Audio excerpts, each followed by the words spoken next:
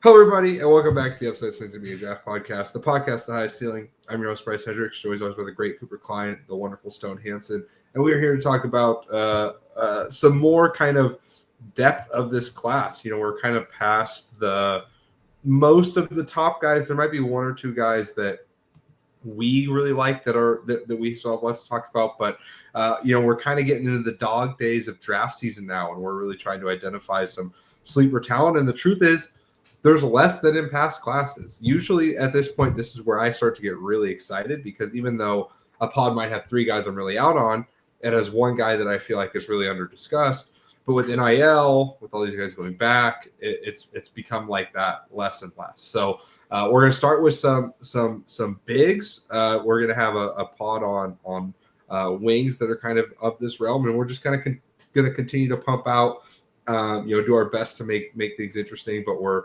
definitely in the dog days now, and really just trying to identify value, that's going to come later in the draft. I would say the highest consensus guys we have left to talk about are some internationals who are maybe not for sure going to stay in the draft if we get to them, and Walter Clayton Jr. But for today, we have some bigs, and we're going to start with one Hansen Yang from China, and that's going to be a really fun discussion. But before we get too into Yang, Coop, Stone, my friends, how you guys doing? Very well. I'm knocking a lot of film out, so I'm able to catch up on everything that I've been behind on, and I am looking forward to this conversation. There's, I think, a lot of depth to be had with these guys, even if we don't like all of them.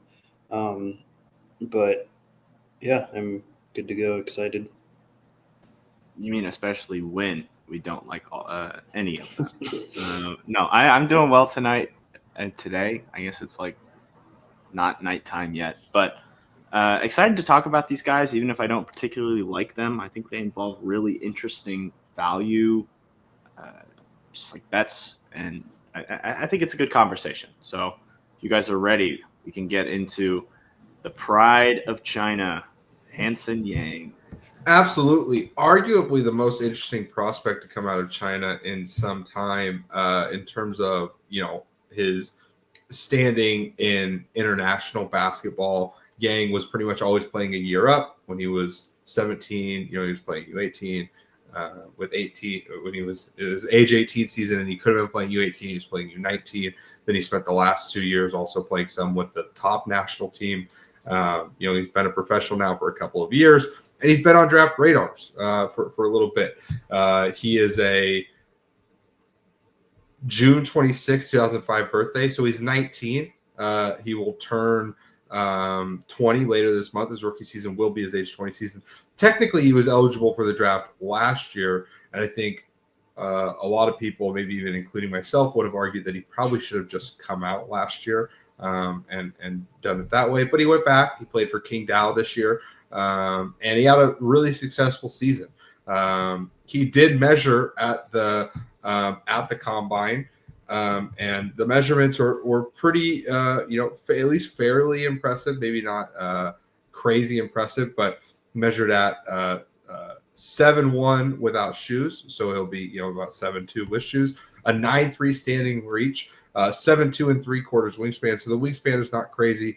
Something that does stand out, though, is that he does have some gigantic hands.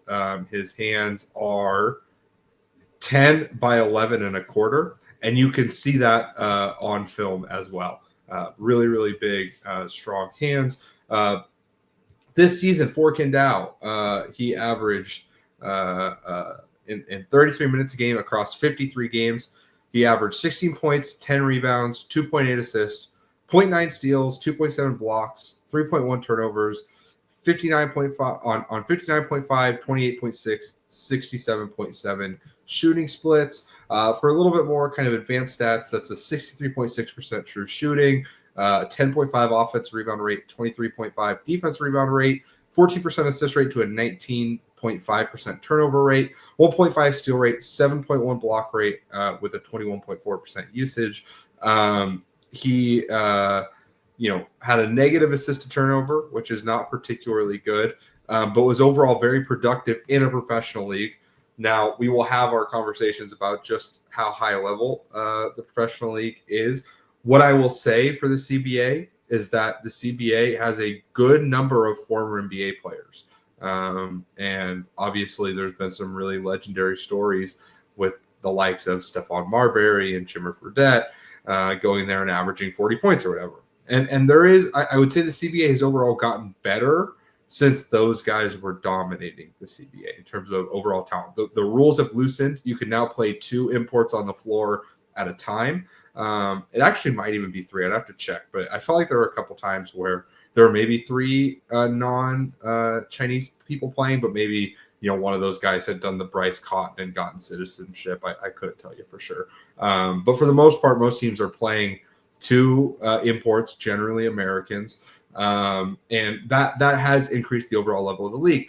But the rest of the league is based on, there's a certain level of Chinese talent that has to be on the floor, that has to be on rosters. And there's also a thing with the CPA that is not the same in every other league. That this is way more similar to your lower level leagues like the Puerto Rican League or the Brazilian League or other smaller local leagues. There's a lot of turnover in the CBA right now. Like it's a little less consistent in terms of a roster staying fairly solid kind of throughout the year. Guys are taking other professional contracts halfway through a season or whatever. It's just a little bit different in that way. So I do think that's worth noting. This is lower level competition than like a Songe played in the German league. Not like again, it's a little higher level than like Guy Santos played when Guy Santos was playing in the Brazilian league, but not, you wouldn't necessarily say it's like a ton higher level than that, I guess is how I would put it. But there's good competitive basketball here, but it's nothing spectacular. I mean, Quindari Weatherspoon is still putting up 30-point nights consistently. So with that kind of out of the way, the place to start with Yang is definitely on the offensive end, I think. So, Coop, I want to throw this to you. What do you think Yang does particularly well on offense that makes him, a worthwhile prospect potentially? The sell here is that this is a massive target in the pick and roll, and the guy who you just put him in the paint, you get him easy looks at the rim, and he can finish them consistently. Everything else, I think there's a lot of talk about him as like a playmaker or like a pseudo hub guy. And I think there's a lot of false optimism there. He wasn't really asked to play make to any real degree. I cannot remember seeing like an actual advantaged pass in his film. He struggles with any kind of self-creation on a layup unless he can just go straight up and over a guy and just push it in. He struggles with scoops. He struggles with off-angle finishes. I think that's a really important micro skill for this kind of brand of just massive play finisher. You have to be able to adjust to the things that the defense gives you. And playing in the CBA, he just didn't have to adjust, right? So it's kind of a big worry there for me. I mean, the shot is basically non-existent. I don't think that there's anything that he's doing from a shooting perspective that's going to translate. He was getting his shot blocked by, sub NBA athletes, on the perimeter. Like, these are not Jaren Jackson Jr.'s rotating out and blocking his shot. He's just too slow and his release is too low. And then even when he does get it off, it's not going in the basket. He can't take shots from anywhere but the rim. They have to be easy looks. He sets hard screens. He rolls well. He's got some interesting footwork stuff, but there's almost nothing there that I'm really buying translating other than the easy finishing and some of the like leak out in transition and just be a massive target and suck in the defense. And that can still be valuable, but I find it a really hard offensive package when there's no surrounding skills there. So, Stone, where are you at with the offense? I'll start with the positive in saying that he is just like a massive target. And because of that, I think can be more useful in pick and roll than maybe some other guys. I do think he's a really good stationary passer. What you say is true. He's not creating anything. Basically, all his passes come from a stationary position. I don't think he's really accurate as a passer to cutters, and I think that for a big is pretty impressive. But I think the mobility is just so bad that I'm really not sure if it's going to be. It might just be disqualifyingly bad to be at an NBA level, to be honest. If you're coming out of a pick and roll, he's a great target. He can pass in the short roll.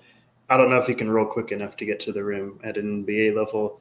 I think that as a finisher, there's some flashes of touch there around the rim, I would say, but he's not advanced as a post player with like great footwork. Not that it's bad, but it's just not advanced. It's not complex in any way. It's very simplistic, and I don't know if it's to the necessary level if you're going to be primarily a back to the basket type of guy in order to succeed in that sort of archetype or role. He has an extremely long torso, and I've talked about this already, but that long torso, I think, allows for a larger passing radius in the short roll that allows him to do more things like that, but he just doesn't really pass on the move. I think he could be capable of that. He just doesn't do it. He's and maybe that is something that he isn't capable of. But hypothetically, the skills that he has shown outside of that would lead one to think that might be something down the line. I don't buy the shot at all. I know some people that kind of buy him as this, maybe unicorn type big. I don't see the 3-point shot really at any level being useful or serviceable even. There's a lot of just horrendous misses. At one point, he literally missed the rim by like 3 feet on an air ball when he was wide open from a catch and shoot. It's just not something you could bank on at this point, and the touch isn't good. It's not elite. It's good. There's flashes of it, but it's not elite to project out to being something that you can really bank on at NBA level. I think it is worth noting that a lot of the Chinese bigs he was going against are just extremely massive human beings. Like the CBA for the quality that it is, and I think in the past maybe it was just too high on past Chinese prospects to really see the quality of play that is within the CBA. But he is going night in night out against some extremely massive bigs. Like the Chinese bigs are just huge. So I think it is a good context for him to figure out how to get around that, because in the NBA, he's primarily going to be a guy that's in the paint, and going up against guys of that size, I think sort of forces him to figure out how to get around that. But it just, even against that level of competition, against guys who are just big and not necessarily good defenders, I don't think he really figured out how to be overly effective in a way that translates to the NBA as a post guy. So I don't really see right now what NBA level skill he brings offensively to an NBA team at this point in time. I don't know if Bryce has a different opinion though. Yeah, so I'm gonna try and break this down through more of a developmental lens, because I do sort of agree that he's probably not good enough right now to be a valuable player anytime soon. But here's the sell and the question, or however you want to put this, with Yang is, how much do you think his feel can develop into him being able to do things with a little bit more in how much do you think Yang can develop his feel into more of a fluid game like the NBA? Because right now his feel is really good in sort of the stagnant, CBA and international context. Like I do think he's a legitimately really good standstill passer. He's manipulative. He is proactive. He's trying to find where guys are going to be. He clearly has struggled with more athletic roaming defenders. He's always been a high turnover guy, partially because, he doesn't get very good leverage in the post, and so doubles where he's getting pushed on can really bother him because he wants to bring the ball over his head, and then he's like falling backwards as these guys are, pushing on him. He's got to be able to. He has to improve his flexibility. He's so stiff and upright. Like his movement patterns remind me so much of Yao Ming, but he's 6 inches smaller than Yao Ming was or whatever. And listen, that's obviously an easy comp, but he's not Yao Ming for a number of reasons. But I just mean, if you go back and you watch Yao Ming score in the post, he would hit all these moves where you're like, oh my God, the footwork is so good. And he's so like surprisingly athletic for a guy that big, but also like he's super stiff and upright. And it's kind of weird. Yang is the same way. Yang has great footwork in the post, like fucking probably best in class in terms of footwork in the post. Probably better than Flag, better than all these guys, just in terms of his ability to use pivots, his ability to kind of go either way. He doesn't face up the way like a Reynaud does, but he has a really good understanding of angles. He uses his shoulders really well. He's just a really solid post scorer. I mean, in high volume in the CBA this year, and again, the CBA is not great, but he was in the 75th percentile, 59.1% effective field goal rate in the post, with a 20.8% free throw rate. He was a really effective post player, and that's kind of been consistent. He's not my type of post player in that he's a little bit too deliberate and slow as a decision maker in the post sometimes for me. I like guys. Part of why I liked Reynaud, and I should have said this more, is that Reynaud goes quick. Like Reynaud catches the ball and he's making his move quick. Yang doesn't really have that. Yang kind of wants his second. He wants to use his shoulders. He wants to kind of feel out space. And then when he goes, like I think his footwork is great. I think he's a great standstill passer. He's a good, not great post passer. Again, he can get a little bit too ambitious, and then like really athletic backside rotators can just pick his stuff off. He doesn't have great velocity as a passer. He has these gigantic hands, and I think he's really reliant on he wants to like pass like with his palms, or he wants to do these overhead passes that are kind of loopy. He has to get a little bit more zip on him. He's a really good like wraparound passer. He can't like really comfortably turn a DHO down and like get downhill or anything. He is a good ball handler for someone his size who is this stiff. Like he actually can, take a couple dribbles or whatever. And he's just really good at using another player's gravity. But Coop mentioned it. The big thing is he's probably just not, or maybe Snow mentioned it. He's probably just not fast enough to go get on top of the rim as a roll guy. He probably has to develop a little bit of a pick and pop game to be a really effective NBA player. Because guys this slow, you probably want him to pick and pop and then be getting into second side actions as quick as possible. He's big and he has good hands. Like he can catch the ball, he can dunk. But Coop's right. Like as a finisher, he doesn't have enough craft if he's not posting up right now. He can't really go with underhand scoops, and he really can't go to his left hand very comfortably. He's always trying to get to that right hand. You could see him maybe developing like a little bit of a push game, and he could take off like again. He's not a very good vertical athlete. Like he's not going to go catch lobs, but just because he's so massive, he can take off from farther than you expect, right? Like if he can just kind of get to the top of the circle and you throw him a bounce pass, like he can go dunk that, pretty easily.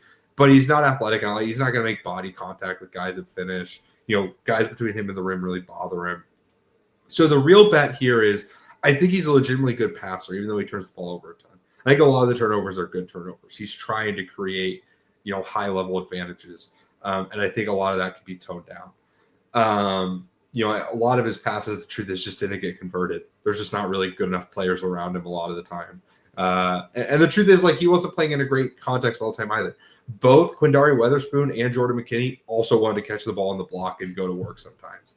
And so they were running a lot of like old school floppy stuff. There were times where he was throwing a post entry pass and then screening away. He'd be in the opposite dunker spot a lot, or he'd catch in the post with someone else in the opposite dunker spot. Like there's this all kinds of pretty nasty, like, pretty rough spacing. The big thing with him is, can he develop his feel enough to be a kind of more on the move passer and take advantage of it? And can he potentially develop more of like a pick and pop game to potentially be a really interesting offensive big? I do see upside here for, people are probably going to say the high end is like a Nikola Jokic. Like he's not that level of processor or anything, but I do think he's really big, really good, really smart. Like I do think there's a path to like, Yusuf Nurkic plus level offense type guy in his prime. And Yusuf Nurkic at his best was like a top, 15 or so NBA big. And you see some of that with Yang. Like I really do see that world, but there's also, a lot of downside here where he's just really, there's all these questions I have. So I know you guys, I think, are a little lower on Yang than me. So Stone, what's your pushback here? I would say my biggest pushback is I just disagree, I think, quite a bit on the post footwork. When you factor in the level of competition that he's playing against, like I think the post footwork to me it's not super complex and it's not at a fast enough level to be translatable to the NBA as a player that's going to have to primarily function from the post. Like I think to be that kind of player in today's NBA, you have to be like pretty much elite at that. And I don't think Yang is elite at that against NBA level competition. Like Şengün, for as much as I missed on him for the wrong reasons of just not valuing what he did enough, like he was elite as a post footwork guy at an NBA level coming into the league. Yang is older at 20 years old, and just to me, what he did at the CBA level is not nearly as replicable against NBA level competition in big men centers in the post. And I think that right there just sucks out a lot of offensive viability for what he projects to be in the NBA. I think the big thing when you talk about a guy like Şengün is when we talked about him, that like looking back, what did we miss? Şengün had multiple like high level superpowers, like outlier stuff that allowed him to kind of develop and stay on the floor and not be this fully dependent basic post up player. Right there is, I think he's always been decently high feel, even when he was a bad defender, he was trying and he was in the right position. He just physically couldn't do anything yet. And there's also the fact that his handle is incredibly good to the point where he can set himself up and get to wherever he wants to operate and work from there. He's not a fully reliant player. Yang has question marks with both of those. I don't buy the feel to any real degree. There's some fun, like I don't know. I don't see the passing stuff as much as you do, Bryce. There's stuff there, but you're a standstill passer who's throwing, like, to me, most of them were like not even like high leverage, easy bucket type passes. He was like trying to force stuff that would still result in a contested shot to better teammates. And he just turned the ball over at such a high level to where it's just, it's useless. It's a useless degree of playmaking. It's kind of interesting, and maybe it's indicative of some field that I'm missing. And I like the balls. I like appreciate that he's trying, but the NBA is not a league where you can be this raw in so many ways anymore, especially offensively. Like that, and that's his main sell. The main sell is the offense. It's the funk. There's all this stuff there that you could possibly develop with him, and he just has no way of getting on the floor right now. I don't think he's even like a finish everything big or like a cleanup big. He's not a like insane offensive rebounder. The motor's not insanely high. He's not grabbing every single rebound that comes off the board. So it's a really hard sell offensively because he's a weird fit and like a true, like this is the true kind of like out of date posting up that we talk about. When people talk about posting up as a lost art, this is the kind of posting up they mean. The low skill, poor finishing, not very many kickouts, no ability to handle and get into it, no ability to Barkley, anything like that. And Yang doesn't have any of it. So I'm really out on the offense, and I just don't think, even if you're a raw prospect who you are like looking to develop, there has to be more for an NBA team to buy into you and get something out of you offensively. And I don't personally see that with Yang. Yeah, I suppose my pushback is I think that the passing is more real than you guys. I think the post footwork is better, even though I do agree that this is like the more old school kind of post up stuff. I think that there is a world that if he is playing with a better guard at lower levels, we're talking about him a little differently. Like not even a great guard, but if you put him on that French team instead of Noah Sonke, and he has a 2-man game with Nolan Traore, like, are we feeling meaningfully different about Yang? I kind of think so. So that's kind of my pushback is, well, I think the context is rough in terms of he was able to put up better numbers. Like, I'll give you guys an example. He was in the 94th percentile at rim on 312 attempts. He shot 74% at the rim this year, and he got fouled quite a bit. That I think that is not indicative of the level of finisher he is. He's not that kind of athlete. Doesn't have that kind of touch. Doesn't have that kind of craft. But I would also add that generally his guards were not very good pick and roll guards in terms of passing, in terms of him being able to like really do stuff as a DHO operator, as a passer.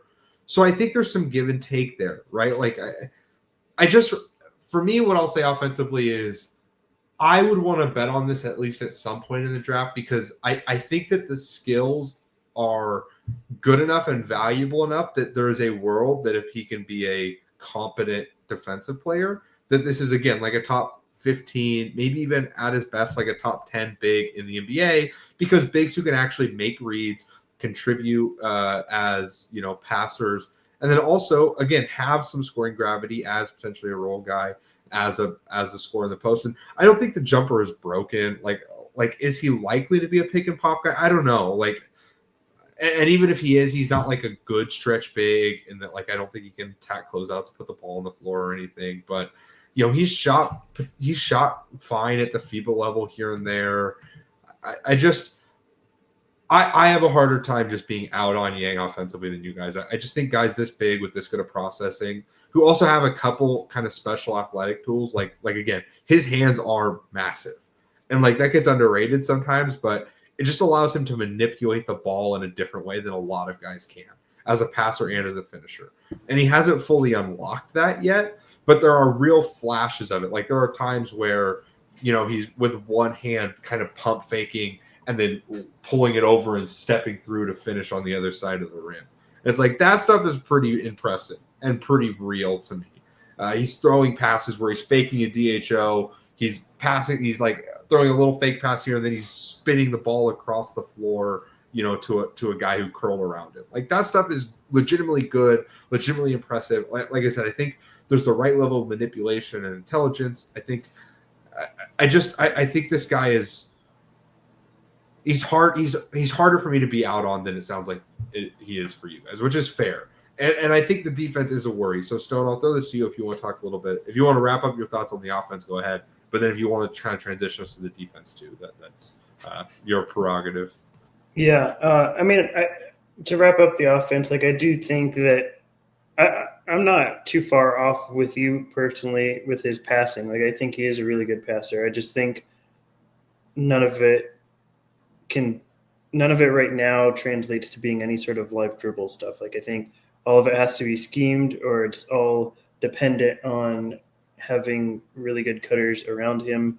I do think the passing is legitimately good though. Like I think the accuracy is really good for a big. I think he sees things well, but he has to just be stationary. It can't come from live dribble stuff. And I think, well, I see what you're saying with like, in his prime at top 10 or 15 offensive center in the NBA. I see what you're saying through the lens of on paper or like theoretically that happening, where right now for me, nothing I've seen on film leads me to believe that outcome existing for him. But I think hypothetically, like when you talk about Yang and what he does, like I can envision what you're trying to get at, but I don't think the film for me matches that.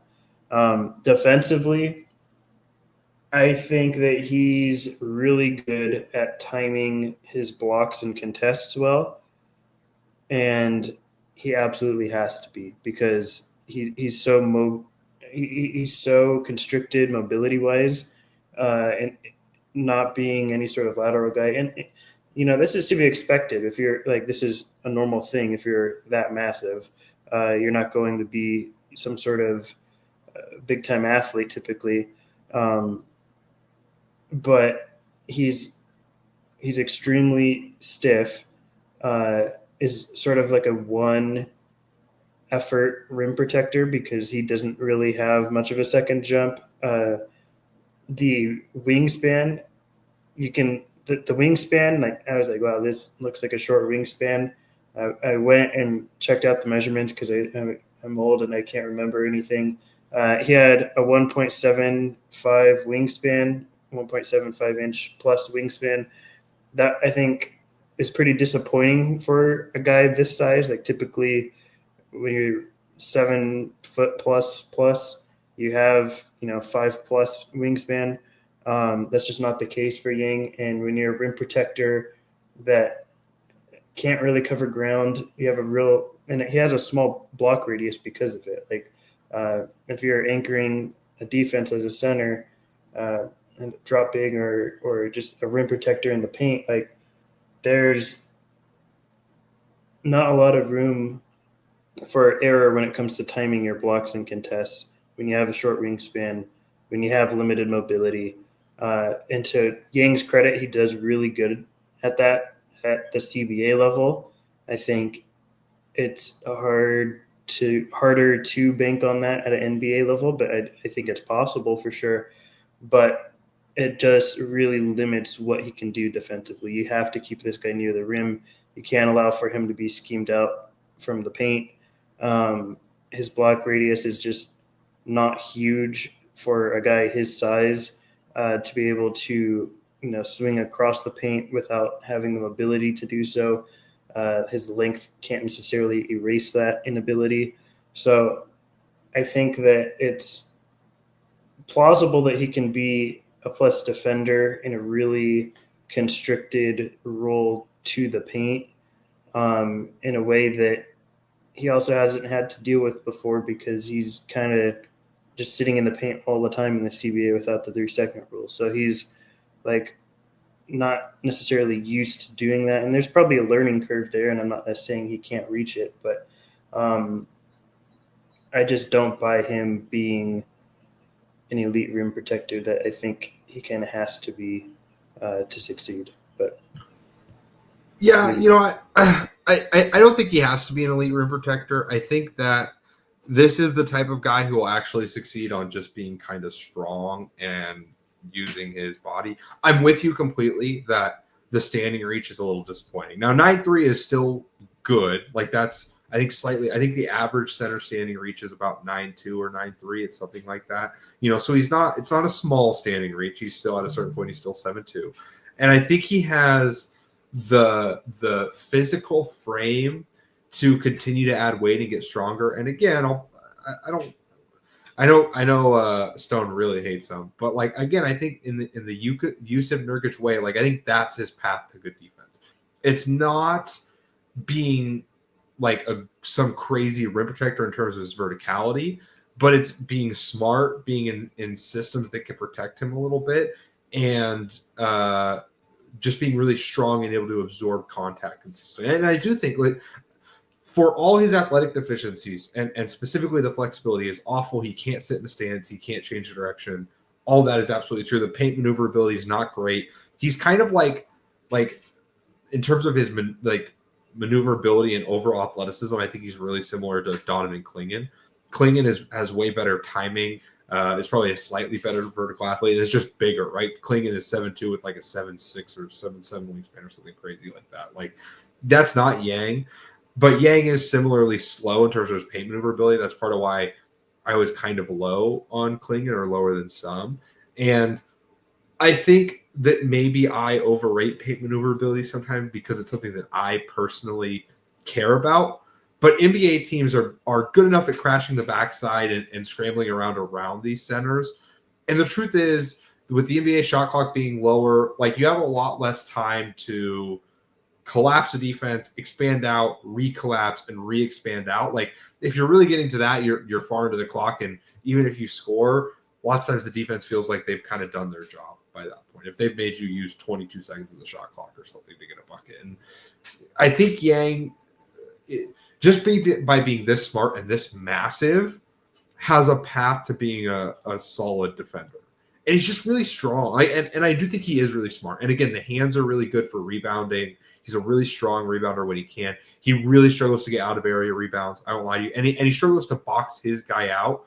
Not that he's going to get shoved out of the way, but because he can't bend an anchor. You know, he's going to be an upper body strength guy unless he can really develop his flexibility. So I would say there's a lot of worlds that Yang is a really negative defender. There are pathways to him being a like a mediocre average defender, and then there's some pathways where he could be a like good defender, not a great defender. He has no pathways to me to being like defensive player of the year or anything like that. But I do think that he is. I don't know. I think that I'm just a little more in on Yang in general. I think the feel is just. I just think the feel is better than you guys, and I think gigantism plus feel is a solid path towards respectable defense, even with the obvious athletic deficiencies and I don't think the motor is crazy hot. But what I did like when you watched him at lower levels, he is really good at threat assessment. He is really good at his kind of timing in terms of making sure that you can't make the pass to the big or someone is covering the big and then stepping over to make the block. So I'll give you an example. When he was 2 years ago, when he was playing U19, he was playing Izan Almansa, who we'll talk about later in this podcast. Almansa started the game off hot. He got like a couple lobs for dunks and everything, and was getting to the line, doing all this stuff. And Yang figured out that he had to change up his timing in drop and as a shot blocker to be able to stay on Almansa just a little bit longer and wait till the guard, is kind of more committed to finishing or trying to pass out. And then he would rotate over. And he got a couple blocks doing that. He discouraged a couple shots. I think that on the fly intelligence to me is a great sign. Like there are plenty of bigs, including one who, again, in the podcast version of this, we're going to talk about in like 5 minutes, who don't adjust during games like that. And so I just think Yang's feel and intelligence is going to buoy him maybe a little bit more than you do, Stone.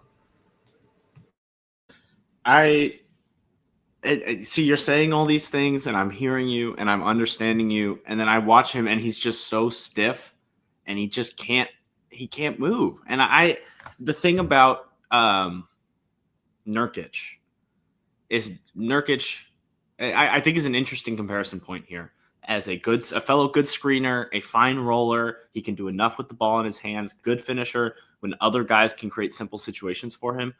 There were years the Trailblazers had to start two guys who, as soon as they left the Trailblazers, were not in the NBA anymore, just to cover for him. Al-Farouq Aminu, Evan Turner were basically run ragged and had to start despite being nothing on offense to make Nurkic a viable defensive player. And also that without Dame, Nurkic is virtually useless. As good of a screener as he is, as good of a rebounder as he could be, this is a guy who, without one of the 10 best players in the NBA in his prime, is probably not in the league for very long after he leaves the Nuggets. I also just think that with the way that the league is trending, and with big men being able to do more things with the ball in their hands, like I don't think Nurkic could defend Yang. And Yang is not a particularly skilled ball handler, but this is not the kind of guy who could come in and put a body on Yang, because Yang can dribble enough in a straight line and beat him off the line. I think Yang could score on himself decently easily is kind of the point I'm saying. And Yang's not a particularly complex player, right? He's a simple player in my evaluation. There's some passing stuff there, but I really see him as just a play finisher who has the tiniest amount of fun. And I just don't personally see the same feel indicators that you do. I don't see very many outlier skills that really point to this kind of development that you're talking about. And even if it's just to like, a mid-end starter is developing a mid-end starter for like 3 or 4 years. When is the last time that happened in today's NBA? Guys don't get the minutes to do that. And I don't think Yang's going to go to the G League and get that rep. I think the other thing is that like the mobility is so bad that you have to have like a high level of these sort of micro skills that allow you to exist in this reduced role near the rim. I just don't think he has that. Like he doesn't have the second jump. Like I do think he is a really good post defender. I'll give him that because he is extremely strong lower body.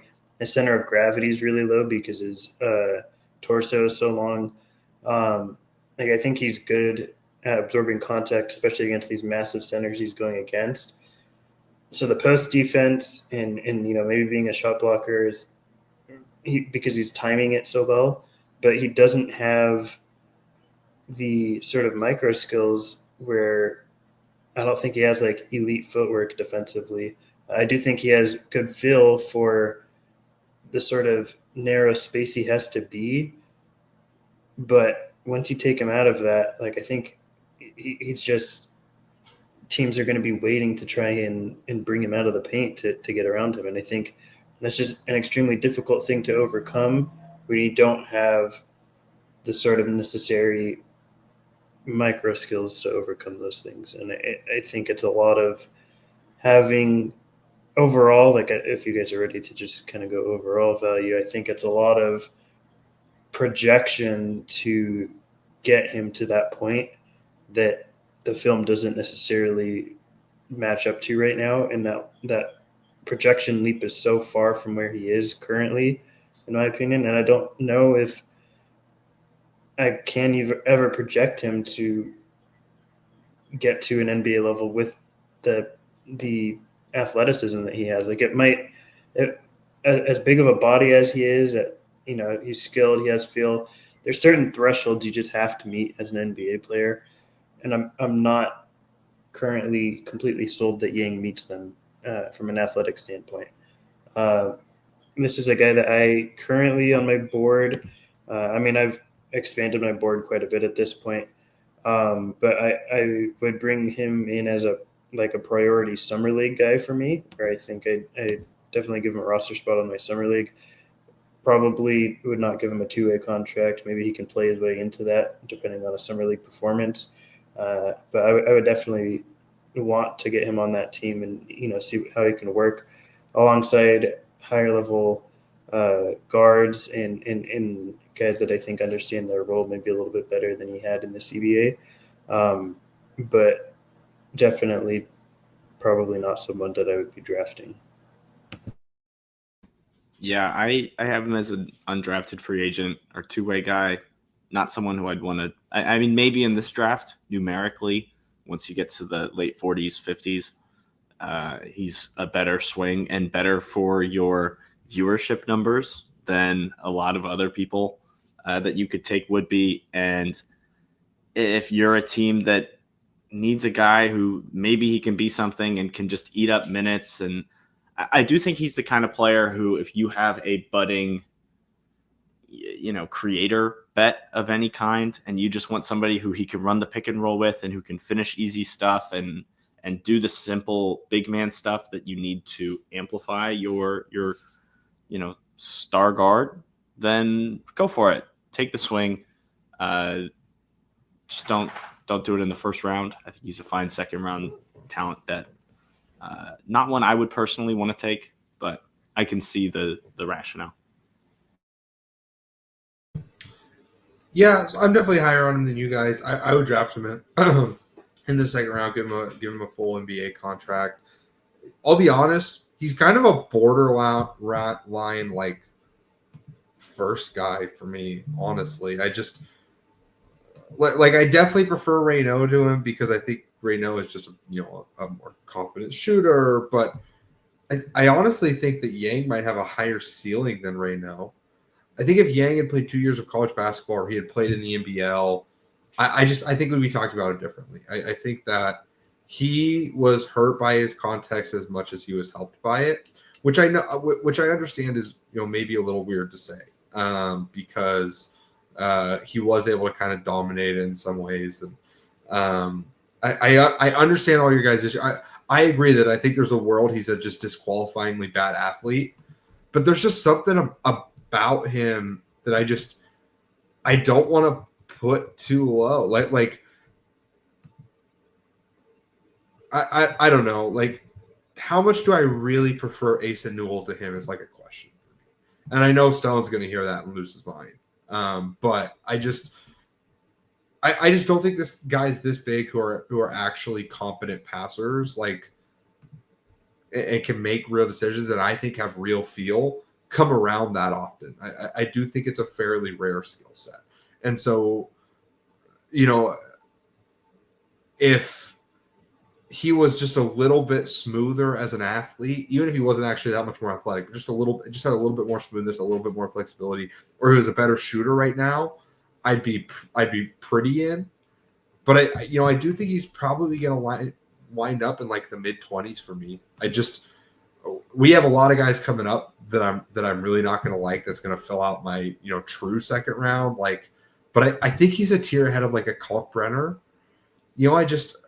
I don't think that I think the upside is so much more real here, and so I do think that's tough for me to quit. So I understand. I'll be the guy that's really high on him, and Stone can be the guy who's really high on our next guy.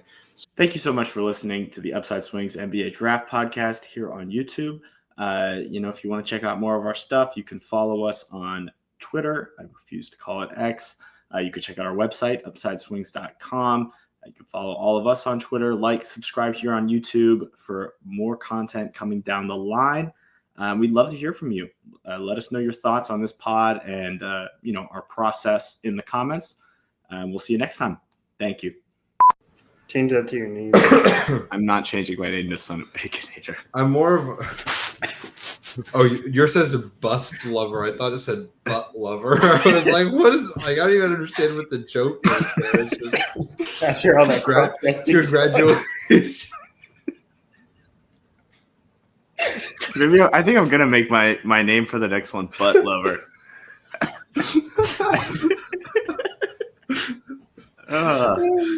How would you describe this prospect's NBA chances? Well, they're but I love him anyways. That's my justification. Dude, that's the Luke Travers watching experience. That was awesome.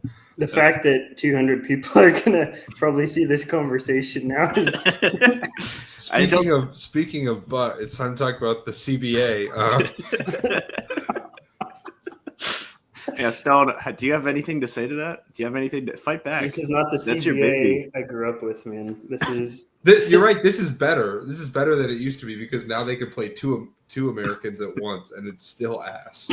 I will never understand how you ever liked the CBA, and I say this to someone who respects all leagues, and I think basketball's for everyone, and everything matters, and all that stuff. The CBA was really, really hard to watch. Like this was a really rough experience. I agree. And I've thought the same in past years. When you made me watch How and Gua, I was like, this is awful. Like, why are we doing How and Gua was good though.